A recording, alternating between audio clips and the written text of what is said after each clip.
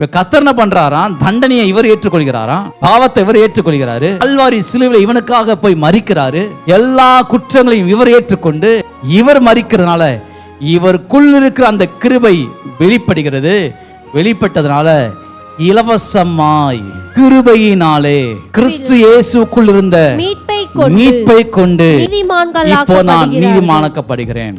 மன்னிக்கப்படுகின்ற வார்த்தை கிடையாது, மன்னிப்புன்றது கிருபையை காட்டுகிறது. ஒருத்தவங்களோட திட்டினாங்க, ஒரு உணர்வு மாதிரி சாரி கேட்குறாங்க, ஆனால் திட்டினது மனசுல இருக்குதுல்ல, அப்படி நிறைய பேத்துக்கு இருக்குன்னு நினைக்கிறேன். உள்ள நான் தான் பேசினாலும் அவங்க சொன்னதானே, காயத்தை ஆற்றிடலாம், ஆனால் தழும்புகள் இருக்க தான் செய்யும். இந்த தத்துவமெல்லாம் ரொம்ப பேசுவேன் பாருங்க. மன்னிச்சிட்டேன், ஆனால் மறக்க முடியாது பாஸ்டர், மறக்கவே.